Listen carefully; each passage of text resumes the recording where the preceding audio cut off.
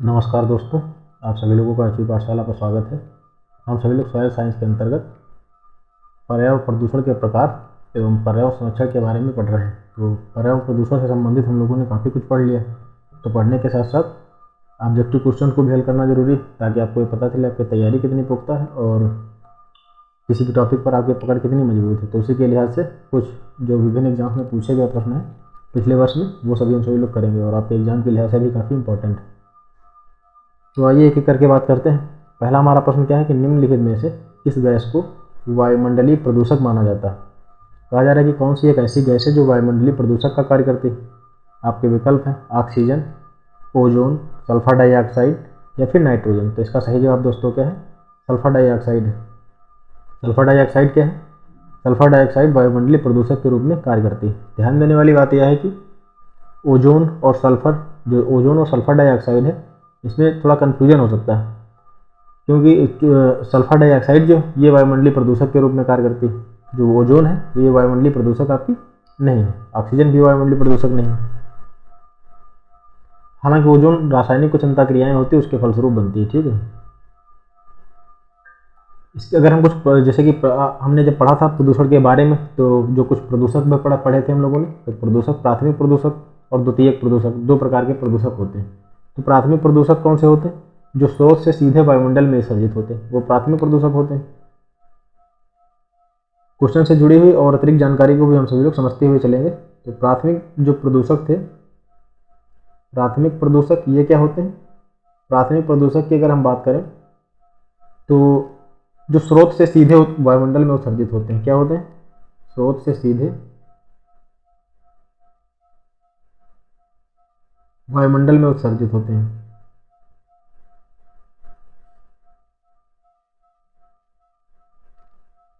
वायुमंडल में उत्सर्जित।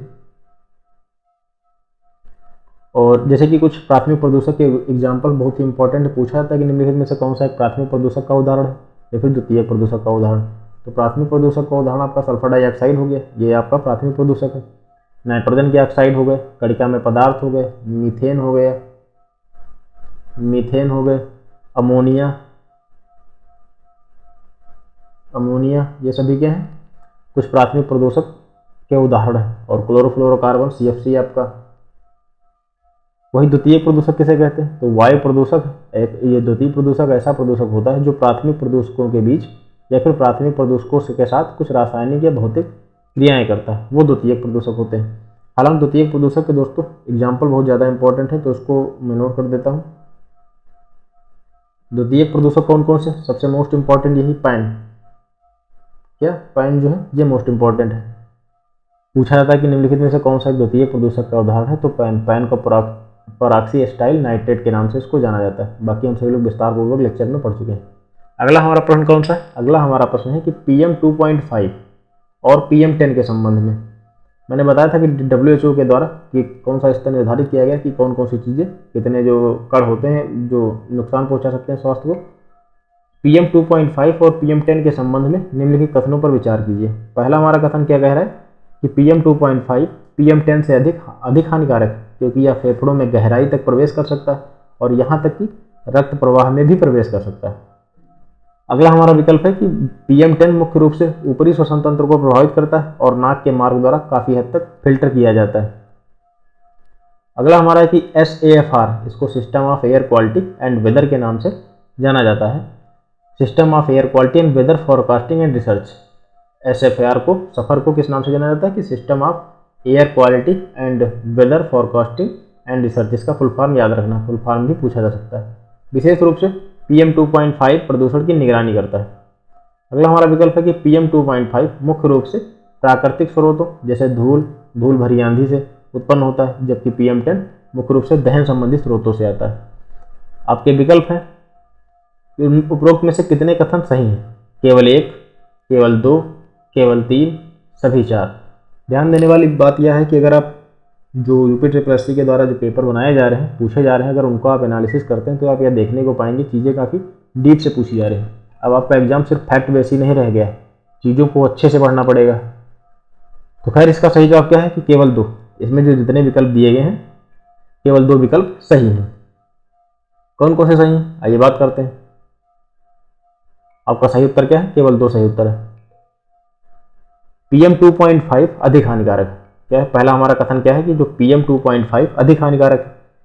PM 2.5 जो होता है वो बहुत ही छोटे होते हैं, जिससे फेफड़ों में जो वायुकोष्ठ में गहराई तक प्रवेश करते हैं और रक्त प्रवाह में प्रवेश करने के लिए पर्याप्त सूक्ष्म होते हैं, जिससे हृदय और श्वसन रोग होते हैं। तो जो PM 2.5 है दोस्तों, PM 10 से छोटा होता है। यही कारण है कि ये आसानी से शरीर के अंदर श्वसन के माध्यम से प्रवेश कर जाते हैं, जिससे फेफड़े और हमारी रक्त प्रवाह को भी प्रभावित करने का कार्य करते हैं। तो आपका कथन एक क्या है? ये सही है। कथन एक क्या है? सही है।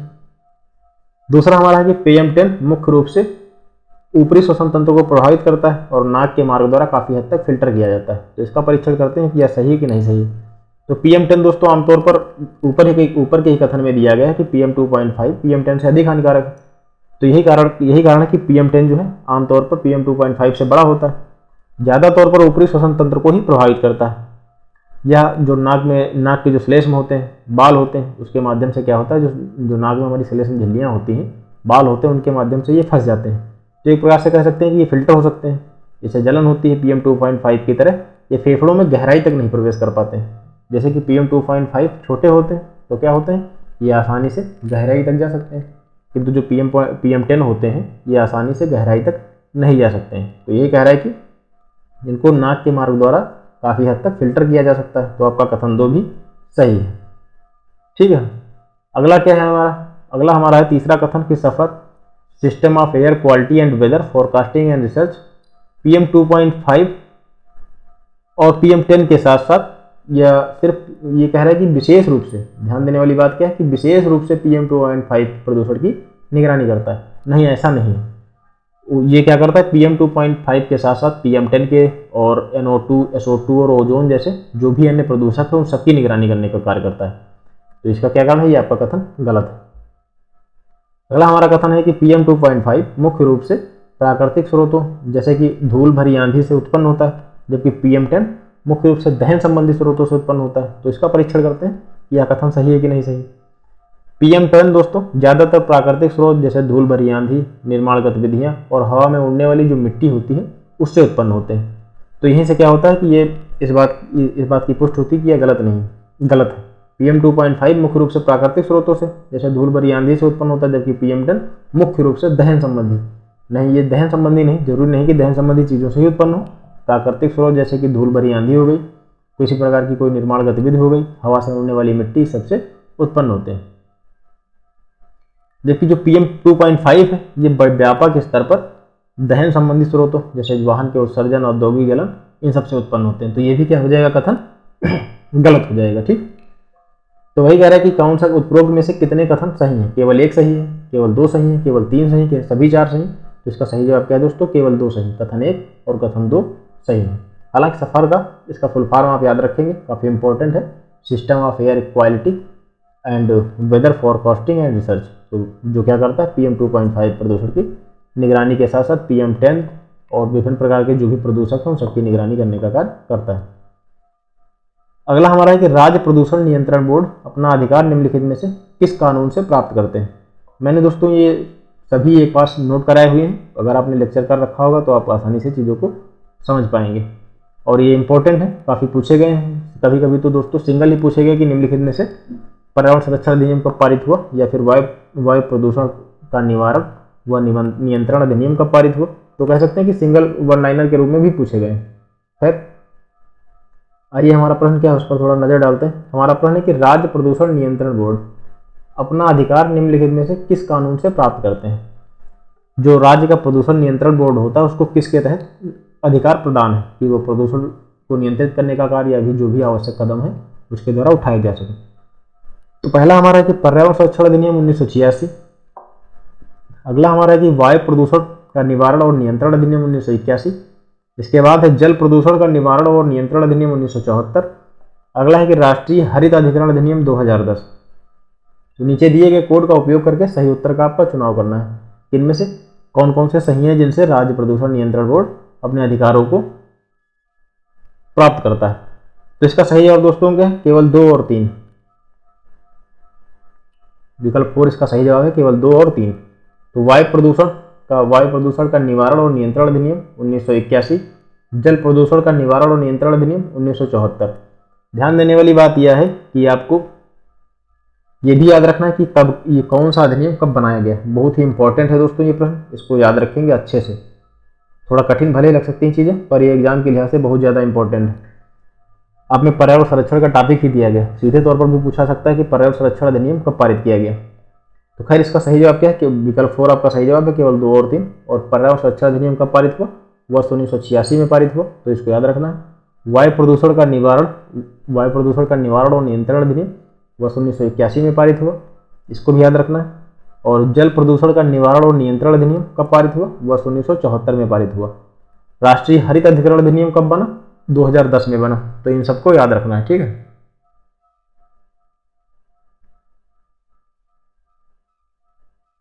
अब आइए एक एक करके चीज़ों को थोड़ा समझ लेते हैं कि पर्यावरण संरक्षण अधिनियम वर्ष 1986 जो है व्यापक रूप से पर्यावरणीय शासन प्रदान करता है, लेकिन जो SPCBS की स्थापना या सीधे सशक्तिकरण नहीं करता है। जो आपके SPCBS है, जो राज्य प्रदूषण नियंत्रण बोर्ड है स्टेट वाला, उसकी सीधे तौर पर सशक्तिकरण उसको प्रदान नहीं करता है, ठीक है। जबकि वायु प्रदूषण का निवारण और नियंत्रण अधिनियम वर्ष 1981 के अंतर्गत इनकी शक्तियों का विस्तार किया गया है, इसलिए आपका कथन 2 सही हो जाएगा। और कथन 4 भी और कथन 3 भी सही है। तो इसका सही जवाब क्या है? विकल्प 4 आपका सही जवाब हो जाएगा। 2 और 3 सही है। अगला हमारा कि भूमिगत कोयला गैसीकरण के दौरान उत्पादित सिंथेटिक गैस, भूमिगत कोयला गैसीकरण के दौरान उत्पादित सिंथेटिक गैस के प्रमुख घटक निम्नलिखित में से कौन सी गैस है? Hydrogen, methane, carbon monodioxide, sulphur dioxide. नीचे दिए गए कोड का उपयोग करते हुए आपको सही उत्तर का चुनाव करना है। कह रहा है कि भूमिगत जो कोयला गैसीकरण के दौरान निम्नलिखित में से कौन सी सिंथेटिक गैस के प्रमुख घटक हैं? Hydrogen, methane, carbon monodioxide, sulphur dioxide. तो इसका सही जवाब क्या है दोस्तों? विकल्प 2 आपका सही जवाब है। 1, 2 और 3 जो आपकी हाइड्रोजन है, मीथेन है और कार्बन मोनोडाइऑक्साइड है, ये इसके सही जवाब हो जाएंगे। हाइड्रोजन हो गया आपका, मीथेन हो गया और जो कार्बन मोनोडाइऑक्साइड है यूसीजी में से उत्पादित सिंथेटिक गैस के प्राथमिक घटक। जो आपका जो यूसीजी है इसके हाइड्रोजन, मीथेन और कार्बन मोनोडाइऑक्साइड यूसीजी में उत्पादित सिंथेटिक गैस के प्राथमिक घटक, जो ये तीनों हैं दोस्तों, ये प्राथमिक घटक हैं।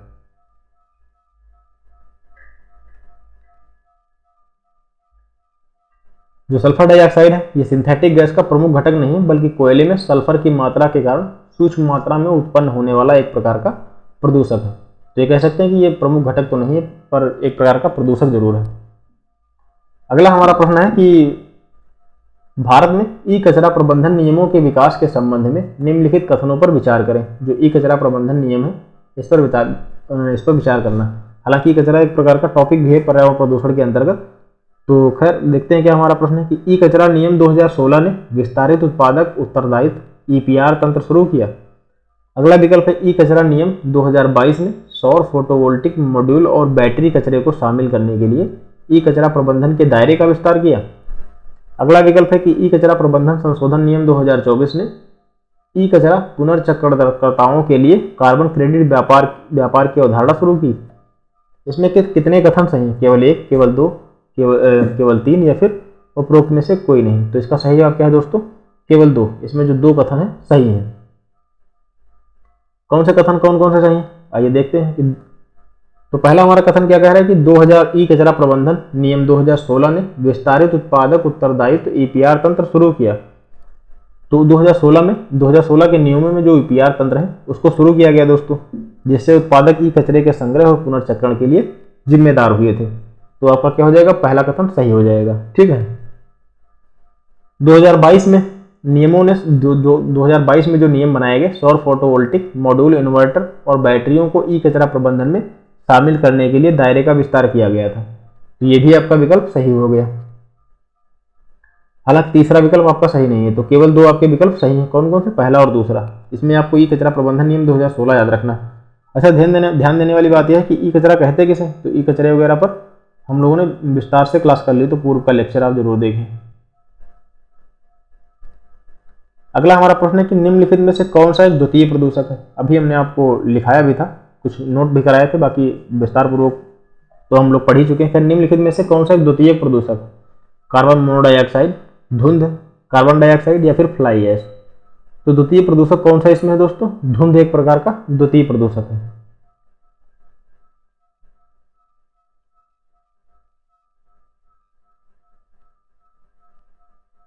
तो द्वितीय प्रदूषक इसमें कौन सा सही जवाब हो जाएगा? विकल्प बी आप सेकेंड आपका सही जवाब हो जाएगा, धुंध हो जाएगा। अब हम बात कर लेते हैं कुछ प्रदूषक, जो प्राथमिक प्रदूषक और द्वितीयक प्रदूषक, फिर से समझ लेते हैं। तो प्राथमिक प्रदूषक जो होते हैं स्रोत से सीधे उत्सर्जित होते हैं और वायुमंडल में जाते हैं तो क्या हो जाते हैं? प्राथमिक प्रदूषक हो जाते हैं। ठीक है, जैसे कि ज्वालामुखी विस्फोट या जीवाश्म ईंधन के द्वारा विभिन्न प्रकार की क्रियाओं के फलस्वरूप ये वायुमंडल में मुक्त होते हैं। द्वितीय प्रदूषक वो होते हैं जो प्राथमिक प्रदूषकों से कुछ रासायनिक भौतिक क्रियाएं करते हैं, उसके फलस्वरूप ये उत्पन्न होते हैं। और कुछ उदाहरण हमने अभी पूर्व में ही कर लिया था कि प्राथमिक प्रदूषक कौन कौन से हैं दोस्तों और द्वितीय प्रदूषक कौन कौन से हैं। मैं यहाँ पर फिर से लिखे दे रहा हूँ कि इसको अच्छे से समझाई दे रहा हूँ क्योंकि बहुत ही इंपॉर्टेंट है, क्योंकि पूछा जाता रहा है दोस्तों। तो पहले प्रदूषकों को दो भागों में विभाजित कर लेते हैं, इसको अच्छे से समझ लेते हैं। प्रदूषक,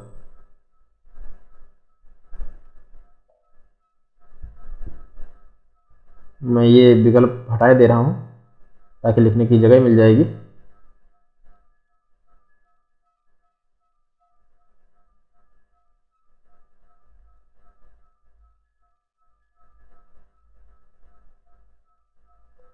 तो इधर हो गया प्राथमिक प्रदूषक।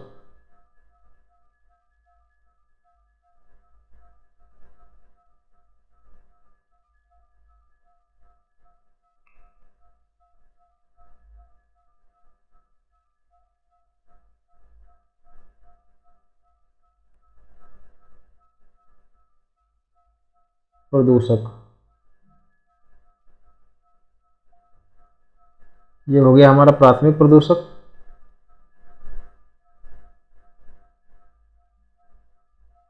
और ये हो गया हमारा द्वितीय प्रदूषक, द्वितीयक प्रदूषक,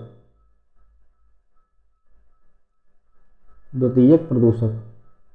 तो प्राथमिक प्रदूषकों की अगर हम बात करें, प्राथमिक प्रदूषक जो स्रोत से सीधे वायुमंडल में उत्सर्जित होते हैं, स्रोत से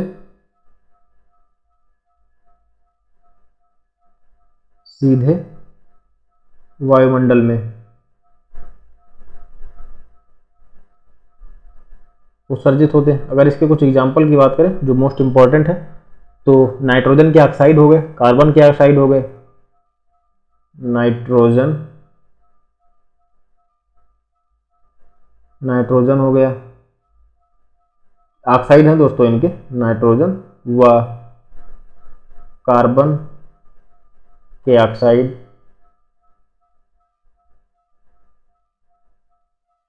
नाइट्रोजन व कार्बन के ऑक्साइड हो गए, सल्फर डाइऑक्साइड हो गया, मीथेन हो गया, अमोनिया हो गया, मीथेन, CFC क्लोरोफ्लोरोकार्बन, अमोनिया। ये एग्जाम्पल बहुत याद रखने हैं आपको, एग्जाम्पल ज़्यादा इंपॉर्टेंट है। तो प्राथमिक प्रदूषक स्रोत से सीधे वायुमंडल में उत्सर्जित होते हैं। अगर किसी के उदाहरण की बात करें, सल्फर डाइऑक्साइड, नाइट्रोजन के ऑक्साइड, कार्बन के ऑक्साइड, अमोनिया, क्लोरोफ्लोरोकार्बन, ये कुछ प्राथमिक प्रदूषक के उदाहरण हो गए। द्वितीय प्रदूषक कौन होते हैं? जो प्राथमिक प्रदूषकों के बीच रासायनिक क्रिया करने का कार्य करते हैं या भौतिक क्रिया करते हैं। द्वितीय प्रदूषक क्या होते हैं? प्राथमिक प्रदूषकों से क्रिया के फलस्वरूप बनते हैं, प्राथमिक प्रदूषकों से क्रिया करते हैं।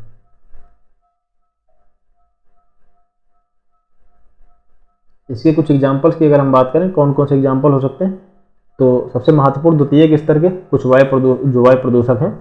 ओजोन हो गया आपका, प्रकाश रासायनिक स्मॉग हो गए, POP हो गया, POP, PAN, पैन हो गया आपका, जिसे परऑक्सी एसिटाइल नाइट्रेट भी कहा जाता है। और प्रकाश रासायनिक स्मॉग हो गए, प्रकाश रासायनिक स्मॉग, ये हो गया। तो प्रदूषकों की अगर हम बात करें, प्राथमिक प्रदूषक और द्वितीयक प्रदूषक, उम्मीद है आपको अच्छे से चीज़ें समझ में आ गई होंगी, इसमें कोई कंफ्यूजन नहीं रहा होगा। तो इसके एग्जाम्पल आपको याद रखने हैं, पूछे जा सकते हैं दोस्तों। ठीक है, आगे बढ़ते हैं। वायु कौन सा प्रदूषण मनुष्य में इटाई रोग का कारण बनता है? ये कौन सा एक ऐसा प्रदूषण है जो इटाई रोग का कारण बनता है? विभिन्न प्रकार के प्रदूषकों से होने वाले रोग की सूची हम पहले ही समझ चुके हैं। पारा प्रदूषण, कैडमियम प्रदूषण, आर्सेनिक प्रदूषण या फिर नाइट्रेट प्रदूषण। तो किसके कारण इटाई रोग होता है? कैडमियम प्रदूषण के कारण इटाई रोग हो जाता है। विकल्प बी आपका सेकंड जो है सही जवाब हो जाएगा। इटाई टाई का अगर हम शाब्दिक अर्थ की बात करें, इटाई टाई का शाब्दिक अर्थ होता क्या है? तो दर्द होना। ठीक है, ये हो गया इसका एक शाब्दिक अर्थ है कि जो इटाई टाई है, कहने का तात्पर्य इसको इससे यह होता है कि दर्द होने से इससे संबंधित होता है। और इटाई टाई रोग होता किसके कारण से? तो कैडमियम के कारण से इटाई टाई रोग होता है। सबसे पहले से जापान में देखने को मिला था। कहाँ देखने को मिला था? जापान में सबसे पहले इसको देखने को मिला था, वर्ष 1912 के आसपास। कुछ अतिरिक्त जानकारी की अगर हम बात करें, जैसे कि मिनीमाटा रोग किसके कारण होता है? पारा के कारण होता है। ब्लू बेबी सिंड्रोम नाइट्रेट के कारण होता है। वहीं ब्लैकफुट नामक जो बीमारी होती है वो आर्सेनिक से होती है। तो इनको भी नोट कर लेते हैं, इसको भी याद रखना है। जो पारा है किसके कारण, पारा से क्या होता है, कौन सा रोग होता है? मिनीमाता रोग हो जाता है। नाइट्रेट से क्या होता है? नाइट्रेट से दोस्तों ब्लू बेबी सिंड्रोम होता है। Blue baby syndrome.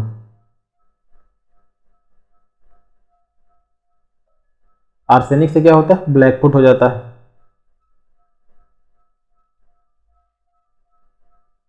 आर्सेनिक से क्या होता है? ब्लैकफुट होता है।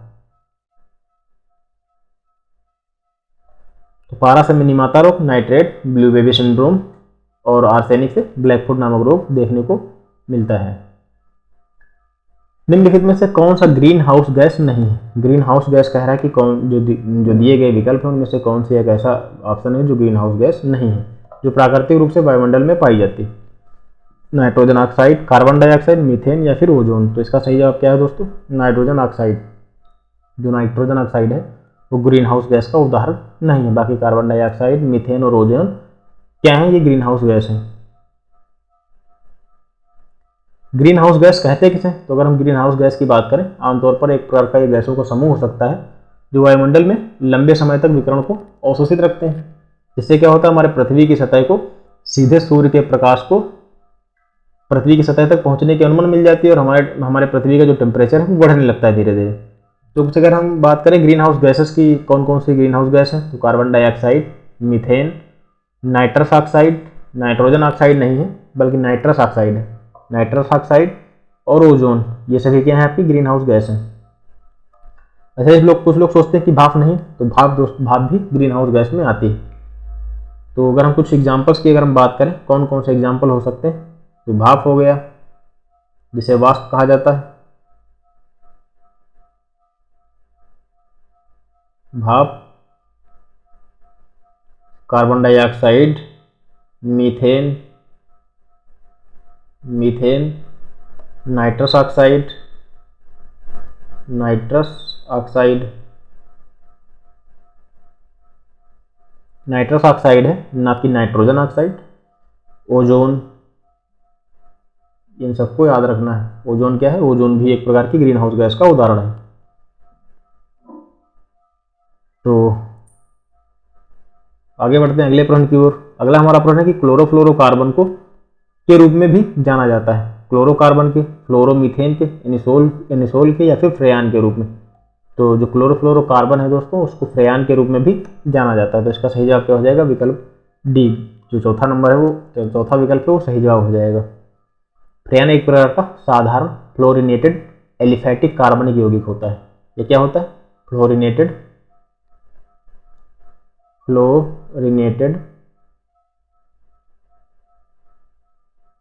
एलिफैटिक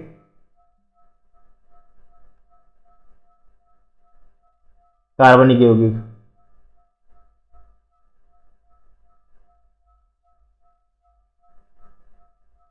तो फ्रेयान फ्लोरिनेटेड एलिफैटिक एक प्रकार का कार्बनिक यौगिक होता है। ठीक है, तो जिसे क्लोरोफ्लोरोकार्बन है उसको फ्रेयान के नाम से भी जाना जाता है, तो इसको याद रखना है। अगला हमारा प्रश्न है कि निम्नलिखित में से कौन गैर जैव निम्नीकरणीय है? ऊन, नायलॉन, जानवरों की हड्डियां या फिर चाय की पत्तियां। तो गैर जैव निम्नीकरण का तात्पर्य क्या है? निम्नीकरणीय एक होता है अनिम्नीकरणीय। तो मैंने पूर्व में ही बताया है कि जो बायोडिग्रेडेबल पदार्थ होते हैं वो क्या होते हैं, वो आसानी से क्या होते हैं दोस्तों, जो बायोडिग्रेडेबल पदार्थ होते हैं जैसे कि रबड़ हो गई, कागज हो गए या कोई ऐसी चीज़ जो आसानी से सड़ गल सकती है, तो मिट्टी में फेंकते हैं हम सभी लोग, डाल देते हैं कूड़ा करकट जो आसानी से सड़ गल जाता है, वो क्या है, बायोडिग्रेडेबल एक प्रकार से कह सकते हैं। उदाहरण के जैसे जीवित पेड़ पौधे हो गए, जानवर हो गए, सब्जियां हो गई, ये सभी क्या आसानी से सड़ गल जाती है। वहीं जो नॉन बायोडिग्रेडेबल पदार्थ होते हैं वो क्या होते हैं, आसानी से सड़ते गलते नहीं। मोटे तौर पर अगर हम समझने की बात करें तो वो आसानी से सड़ते गलते नहीं है, उन्हें क्या कहा जाता है, गैर बायोडिग्रेडेबल कहा जाता है। जैसे कि आपकी पॉलीथीन हो गया, नायलॉन हो गया, ये सभी क्या है, ये आसानी से दोस्तों सड़ते गलते नहीं। तो आपका सही जवाब क्या हो जाएगा कि गैर जैव निम्नीकरण कौन सा है, नायलॉन। सही, इसका सही जवाब हो जाएगा कि यह आसानी से समाप्त नहीं होता है। नायलॉन कभी कभी पूछा जाता है कि नायलॉन होता क्या, तो एक प्रकार का यह मानव निर्मित फाइबर है जिसे 1931 में इसे किसी भी प्राकृतिक कच्चे माल का उपयोग किए बिना बनाया गया था। तो एक नायलॉन है क्या, नायलॉन एक मानव निर्मित फाइबर है दोस्तों, मानव निर्मित फाइबर है, ठीक है, मानव निर्मित फाइबर है, इसको याद रखना है। जानवरों की हड्डियां हो गई, चाय की पत्तियां हो गई, या जानवरों की हड्डियां हैं, चाय की पत्तियां, इनको क्या करेंगे आप, इनको अगर मिट्टी में डालेंगे तो आसानी से अपघटित हो जाएंगी, नष्ट हो जाएंगी। ऊन हो गया, ऊन भी जानवरों से प्राप्त होता है और यह भी बायोडिग्रेडेबल है। अगर आप इसको फेंकते हैं, मिट्टी में डालते हैं तो ये आसानी से अपघटित हो जाएगा।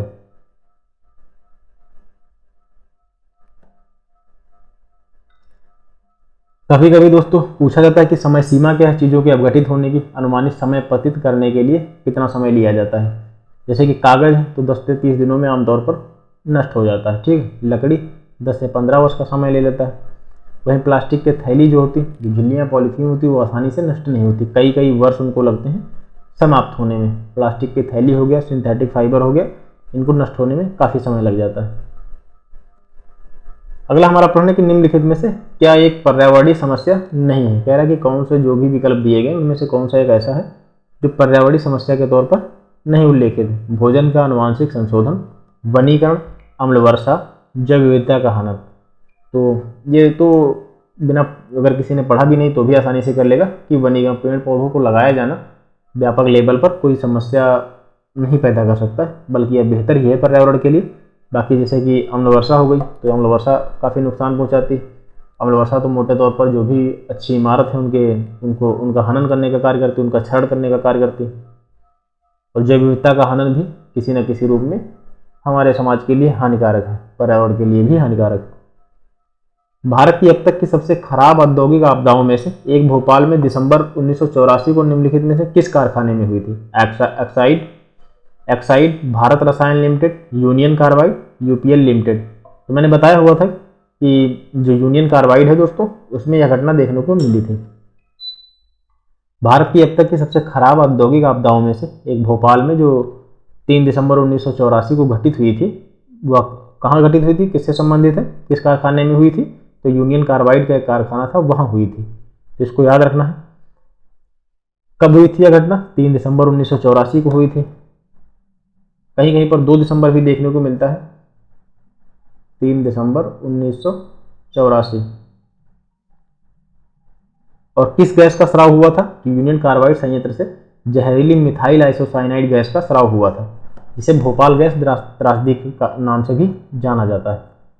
तो दोनों चीज़ों को यहाँ पर नोट कर देता हूँ।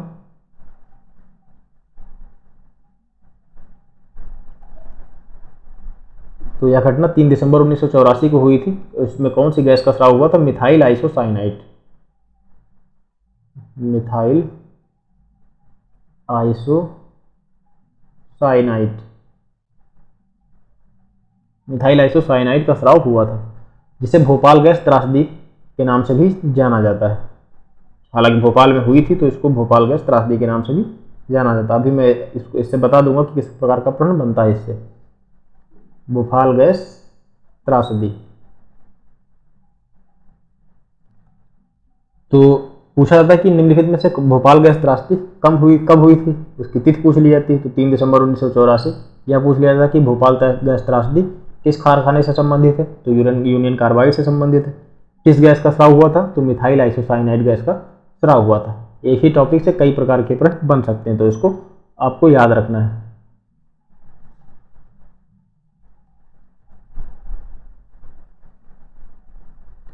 अगला हमारा प्रश्न है कि अम्ल वर्षा किसके द्वारा वायु प्रदूषण के कारण होती है। अम्ल वर्षा किसके द्वारा वायु प्रदूषण के कारण होती है। Carbon dioxide, carbon monoxide, methane, nitrous oxide और sulphur dioxide. Most important question है, क्योंकि ये काफ़ी चर्चे में भी रहा, समय समय पर विवादों में भी रहता है। तो विवादों का कहने का तात्पर्य यह है कि जैसे कि ताजमहल का आप लोगों ने सुना होगा, अगर आप न्यूज़पेपर वगैरह पढ़ते हैं कि समय समय पर चीज़ें प्रकाशित होती रहती हैं, तो दिया गया था कि जो संगमरमर है, संगमरमर का पत्थर पीला होने लगा, तो वह किसका कारण, उसमें जो अम्ल वर्षा है उसका एक बड़ा रोल है ऐसा होने में। तो खैर नाइट्रस ऑक्साइड और सल्फर डाइऑक्साइड इसका सही जवाब हो जाएगा कि अम्ल वर्षा के किसके द्वारा वायु प्रदूषण के कारण होती है, नाइट्रस ऑक्साइड और सल्फर डाइऑक्साइड। अम्लीय वर्षा कहते किसे हैं, अम्ल वर्षा, अम्लीय वर्षा वह वर्षा होती है जिसे अम्लीकृत किया गया होता है। आमतौर पर जो इसका पीएच मान होता है 5.6 से कम होता है। पीएच मान कितना होता है, 5.6 से कम होता है। पीएच मान भी पूछ लिया जाता है तो इसको भी याद रखेंगे। हालांकि इसके कई प्रकार के कारक हो सकते हैं। प्राकृतिक स्रोतों की बात करें, समुद्र और महासागर, ज्वालामुखी विस्फोट, मिट्टी की जैविक प्रक्रियाएं जैसे कार्बनिक पदार्थों का अपघटन, ये अपना इसमें रोल अदा कर सकती हैं।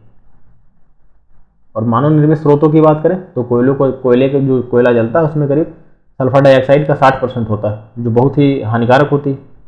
तो खैर इसी प्रकार की क्या है, ये अम्ल वर्षा प्रभावित करने का कार्य करती है। तो अम्ल वर्षा नाइट्रस ऑक्साइड और सल्फर डाइऑक्साइड, इसका जो पीएच मान है लगभग 5.6 से कम होता है। अगला हमारा प्रश्न है कि झीलों में पौधे और शैवाल के अतिवृद्धि की प्रक्रिया है प्रकाश संश्लेषण, सुपोषण, प्रजनन, वाष्पोत्सर्जन। इन सभी प्रश्नों पर हम बहुत अच्छे से पढ़ चुके हैं बारी बारी। तो अगर आपने अच्छे से लेक्चर करा होगा तो आप आसानी से इसको हल कर पाएंगे इन प्रश्नों को। तो झीलों में पौधों और शैवालों की अतिवृद्धि की जो प्रक्रिया होती है किसके कारण होती है, प्रकाश संश्लेषण के कारण, सुपोषण के कारण, प्रजनन के कारण या फिर वाष्पोत्सर्जन के कारण। तो इसका सही जवाब है दोस्तों सुपोषण के कारण ऐसा हुआ है। यूट्रिफिकेशन होता कब है, जब अत्यधिक पोषक तत्व विशेष रूप से नाइट्रोजन और फास्फोरस जल निकाय में प्रवेश करते हैं।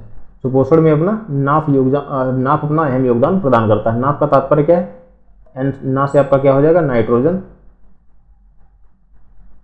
और फा से क्या हो जाएगा आपका फास्फोरस। तो सुपोषण में नाफ भाग लेते हैं। नाफ कौन कौन सा, नाइट्रोजन और फास्फोरस। जब जल निकाय में काफ़ी ज़्यादा मात्रा में प्रवेश करते हैं तो पोषक तत्वों की मात्रा बढ़ जाती है। ठीक है, ये पोषक तत्व पौधों और शैवाल में तीव्र वृद्धि को बढ़ावा देते हैं, जिससे क्या होता है कई प्रक्रियाएं अवघटित होती है। जैसे शैवाल प्रस्फुटन होता है, शैवाल प्रस्फुटन पर हम विस्तार पूर्वक पढ़ चुके हैं, जिसमें क्या होता है शैवाल प्रस्फुटन की जब स्थिति पैदा होती है तो ऑक्सीजन की कमी हो सकती है। ये पूछा जाता है कि शैवाल प्रस्फुटन में कौन सी परिस्थिति देखने को मिल सकती है। तो शैवाल प्रस्फुटन में दोस्तों क्या हो सकता है,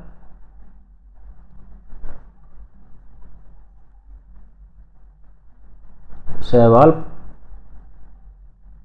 प्रस्फुटन में ऑक्सीजन की कमी हो सकती है।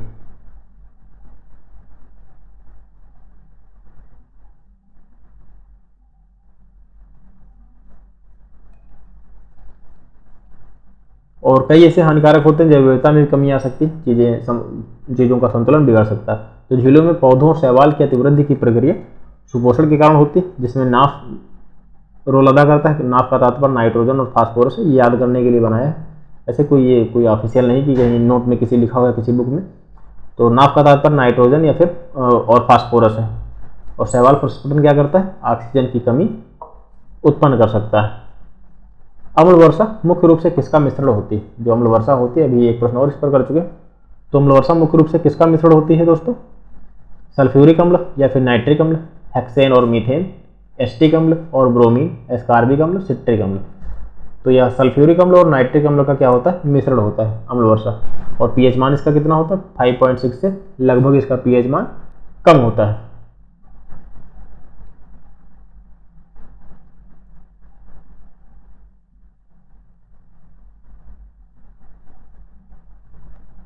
अच्छा, एक बार प्रश्न ऐसे भी आया कि जंगल की आग, या इस चीज़ को थोड़ा अच्छे से समझ लीजिए, जो कि जंगल में जैसे कि अभी आप लोगों ने देखा होगा कि अमेरिका के जंगलों में काफ़ी व्यापक लेवल पर आग देखने को हमें मिली थी। तो जब जंगल की आग लगती है तो उसके कारण से जब बायोमास जलते हैं तो उसमें दोस्तों फार्मिक अम्ल और फार्मेल्डिहाइड का उत्सर्जन होता है। किसका होता है, जंगल की आग, जब जंगल में आग लगती है,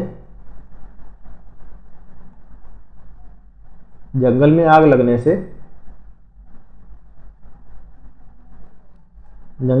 से क्या होता है, जो बायोमास जलते हैं तो क्या होता है, फार्मिक अम्ल और फार्मेल्डिहाइड का उत्सर्जन होता है। किसका उत्सर्जन होता है, फार्मिक अम्ल,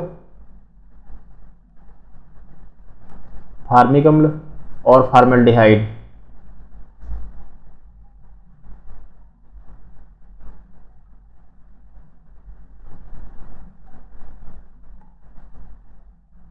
फार्मेल्डिहाइड का उत्सर्जन होता है, तो इनको याद रखना है। तो खैर अम्ल वर्षा की अगर हम बात करें, सल्फ्यूरिक अम्ल और नाइट्रिक अम्ल का यह मिश्रण होता है।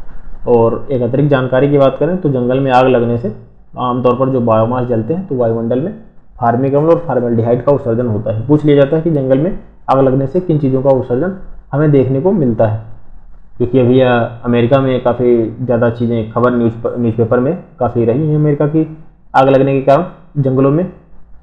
तो इसके लिहाज से आपको ध्यान रखना है थोड़ा चीज़ें।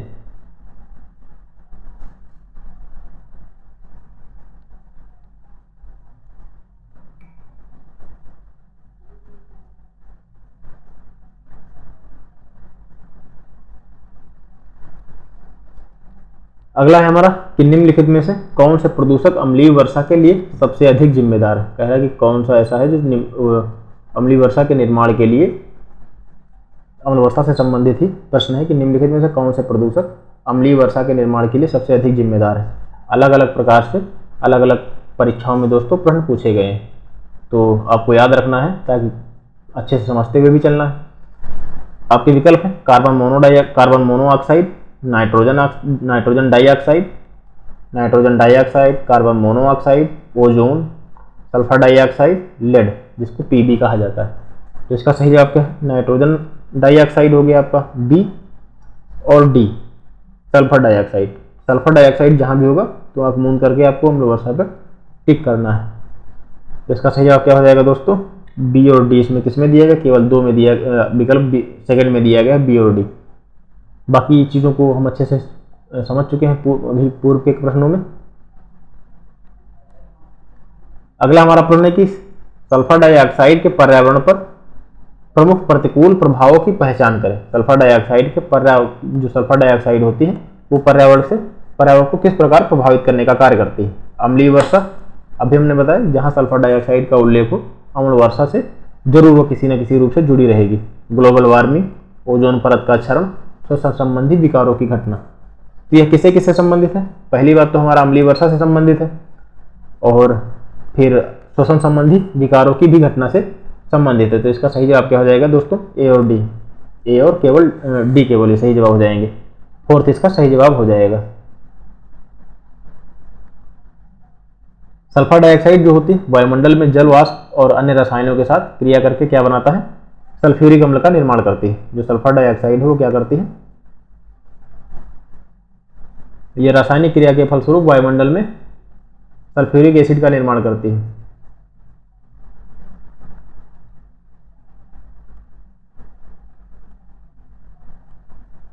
सल्फ्यूरिक एसिड का निर्माण करती है जो अम्ल वर्षा का एक कारक है। अम्लीय वर्षा से जलीय पारिस्थितिकी तंत्र, वन, इमारतों को काफ़ी ज़्यादा मात्रा में क्षति पहुंचती है। इमारतों के जो पत्थर होते हैं उनका क्षरण होता है दोस्तों। हालांकि इसमें दिया गया सल्फर डाइऑक्साइड ग्लोबल वार्मिंग में अपना योगदान करती है कि नहीं, तो खैर सल्फर डाइऑक्साइड ग्लोबल वार्मिंग में कोई महत्वपूर्ण योगदान नहीं करती। इसके बजाय ये एरोसॉल का निर्माण करती है जो सूर्य के प्रकाश को परावर्तित करके शीतलन का प्रभाव उत्पन्न करता है। सल्फर डाइऑक्साइड सीधे ओजोन के परत, जो ओजोन का परत, तो ओजोन के परत में सीधे तौर पर उसके क्षरण के लिए जिम्मेदार नहीं होती, बल्कि ओजोन की परत के क्षरण के लिए CFC दोस्तों जिम्मेदार होती है, क्लोरोफ्लोरोकार्बन। तो अगर पूछा जाता है कि ओजोन परत क्षरण से कौन सी गैस संबंधित है, तो CFC और हैलोन जैसे जो गैसें होती हैं वो जिम्मेदार होती है। ठीक है, तो सल्फर डाइऑक्साइड जो प्रतिकूल प्रभाव पर्यावरण पर छोड़ती है, अम्लीय वर्षा हो गया, श्वसन संबंधी विकारों की घटना हो गई। तो ए और डी इसके सही जवाब है। ओजोन परत के क्षरण के लिए CFC और हैलोन जैसे गैसें जिम्मेदार हैं, जबकि सल्फर डाइऑक्साइड अम्लीय वर्षा के साथ साथ श्वसन संबंधी समस्याएं भी पैदा कर सकती है। अगला हमारा प्रश्न है कि निम्नलिखित में से कौन से कथन ध्वनि प्रदूषण के प्रभावों के बारे में सही है। ध्वनि प्रदूषण समय के साथ श्रवण हानि का कारण बन सकता है। यह वन्य जीवों को परेशान कर सकता है और जानवरों के व्यवहार में परिवर्तन ला सकता है। यह वैश्विक तापमान में योगदान दे सकता है। ध्वनि प्रदूषण तनाव और चिंता के स्तर को बढ़ा देता है। तो इसका सही जवाब दोस्तों क्या हो जाएगा? जैसे कि देखा जाए तो ये आप पहले देखिए, अगर आप प्रश्नों के विकल्पों पर अगर आप नज़र डालेंगे तो इसमें देख पाएंगे कि वैश्विक तापमान। दोस्तों ध्वनि प्रदूषण किसी भी रूप में वैश्विक तापमान में वैश्विक तापमान की बढ़ोतरी में कोई योगदान नहीं करता है। तो जिसमें सी हो जाएगा वो पहले ही गलत हो जाएंगे। सी इसमें है, ये भी एलिमिनेट हो जाएगा, ये भी हट जाएगा। बचा आपका, तो ये भी हट गया, इसमें भी सी दिया गया। बचा आपका केवल जो थर्ड विकल्प बचा है, तो ए, बी और डी ये क्या हो जाएंगे? आपके सही जवाब हो जाएंगे। कि ध्वनि प्रदूषण समय के साथ श्रवण हानि का कारण भी बन सकता है। मान लीजिए अगर आपके कानों के पास बहुत ज़्यादा अनवांटेड शोर हो, अवांछित, तो बेचैनी के साथ साथ आपके कानों को भी समस्या का सामना हो सकता है। जैसे कुछ लोग जो ईयरफोन, ईयरबड्स वगैरह लगाते हैं तो उनको सुनने जैसी समस्याएं पैदा हो सकती हैं। यह वन्य जीवों को परेशान कर सकता है और जानवरों के व्यवहारों में परिवर्तन ला सकता है। यह भी सही बात है। और ये गलत बात है कि वैश्विक तापमान में योगदान प्रदान करता है। ध्वनि प्रदूषण तनाव और चिंता के स्तर को बढ़ा सकता है, बेचैनी वगैरह जैसी समस्याएं पैदा कर सकता है। तो सही जवाब क्या हो जाएगा? ए, बी और डी इसका सही जवाब है, बल्कि जबकि सी गलत। तो आज का लेक्चर हमारा यहीं तक रहेगा दोस्तों। मिलते हैं अगले दिन हम सभी लोग कुछ महत्वपूर्ण प्रश्नों के साथ। धन्यवाद।